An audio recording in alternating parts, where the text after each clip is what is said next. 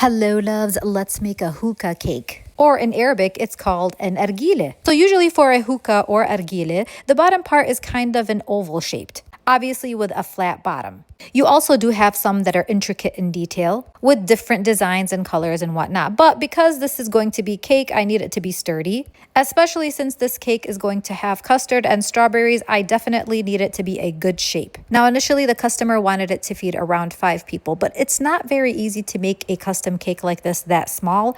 So I did end up making it a little bit bigger. It turned out bigger than I really wanted, but it's okay. So I used 2 7-layer cakes, and then for the third layer, I used a 6-inch cake. That way it kind of has that egg shape and I don't have to cut off too much cake. So if you noticed when I put on the buttercream dam in between the layers, I had centered it a little bit. And now I'm carving it in the shape that I initially want. I'm sorry, I thought I recorded me piping the buttercream on, but I did not. So here it looks with the piped buttercream. This is just the crumb coat.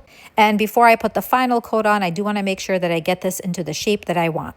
Now, while that's firming up in the fridge, I do want to start on the plate, the little plate that sits underneath the tobacco holder. And so I actually use a little saucer that's for tea.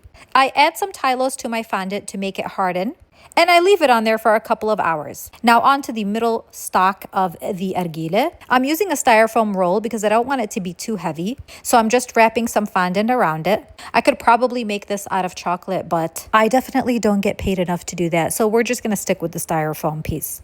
Now I'm just adding a couple of details here and there, giving it a little extra touch and whatnot. Okay, so the cake has firmed up in the fridge and I'm going to ice it with a mint green. That's the color that the customer specifically asked for. Now, I used to make a lot of my cakes with buttercream and then fondant because I wanted them to have that smooth finish. But I know a lot of people don't like fondant, and honestly, it's just an extra step for me to work with. So I've gotten better at my skills with piping on smooth buttercream. As you can see, I go through a variety of tools to kind of smooth it out. So here's the plastic piece. It's kind of bendable. And then I use like a thin plastic sheet to kind of smooth it out even more.